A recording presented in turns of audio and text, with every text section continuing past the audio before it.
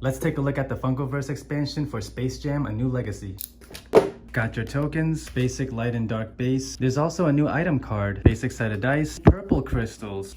Although this is an expansion, you can still use this to play a game on its own. Because each game has to consist of 2 characters on each team, and the expansion only comes with 2 characters out of the 4 that's required, you get 2 basic characters. You get the Goon Squad and Toon Squad. Also, if you have standard size sleeves, like the ones that fit Pokemon cards and Magic the Gathering and so forth, they fit the basic character cards perfectly. New status cards, which we'll get into soon, the cooldown tracks, the scenarios, and let's check out the new maps. This is the small map, the Serververse Classic Court, and you get the large map on the other side, which is Toon World.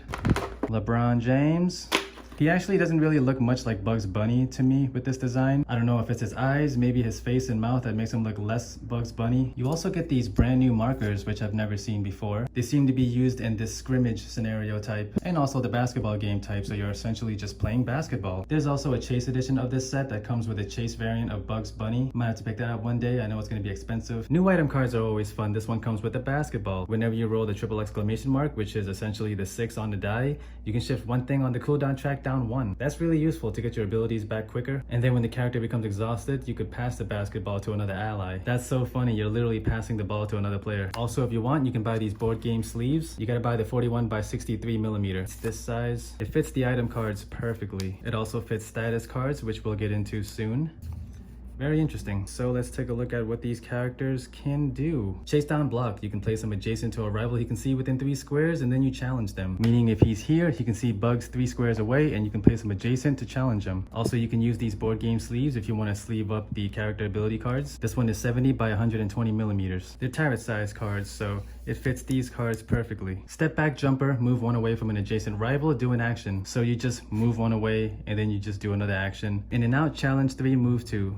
It's alright. His trait is crossover. LeBron can move through rivals as though they were allies. Normally you can't move through rivals, but LeBron can. So normally you wouldn't be able to go through Bugs Bunny, but with his trait he can just move right through. Let's take a look at Mr. Bunny. Rascally Rabbit, challenge 3. If you win, shift a token or marker on any cooldown track up 1 or down 2. So you can mess up your opponent by moving their ability tokens up another cooldown track, or get your own abilities back 1 turn earlier. That's alright. Should have turned left. Choose a rival Bugs can see within 3 squares, move them 2 squares. 1, 2, 3, he can see LeBron, and then he can move LeBron 2 squares. That's okay for setting up combos and things like that. Ain't I a stinker? Move 1, choose an exhausted rival within 2 squares. Your opponent gives their exhausted marker to one of their unexhausted characters. So you move 1, and let's say your opponent had a Toon Squad character that was exhausted. Now LeBron would be exhausted, so you're moving the exhaust token to the other character. Doesn't really seem super useful, but you could set up for certain combos maybe. His trait, what's up doc? While standing, after a rival within 4 squares of Bugs does a challenge and loses, you may place a blue token from your ability pool on the 2 of your cooldown track to place Bugs adjacent to that rival. This is only useful if your opponent is many squares away. For example, LeBron James can attack you within 3 squares. So if LeBron challenges you from here and he loses, you can place a blue token onto the number 2 of your cooldown track. Then you can just kind of shift him over next to him, and then you have the advantage next turn. Not really that useful unless you have a character with a blue ability that's like 4 cooldown or something, because it would suck if you had the ability here and then you had to move it back up to 2. The basic characters are just regular characters. They just don't have their own abilities or anything. So instead of using a dinky boring character token, you can use something else, like a mini LeBron James. Why not?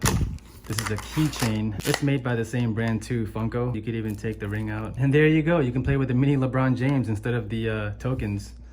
Actually, he doesn't stand. He doesn't stand. That's stupid, because then he looks like he's knocked down. Well, that just ruined it for me. So yeah, overall, the most boring expansion so far. These characters aren't really that great. I like the design though, and it's cool that it's a basketball. But yeah, other than that, I mean, it's cool for the novelty. Almost like we play with them at some point. So yeah, that is the Space Jam: A New Legacy expansion.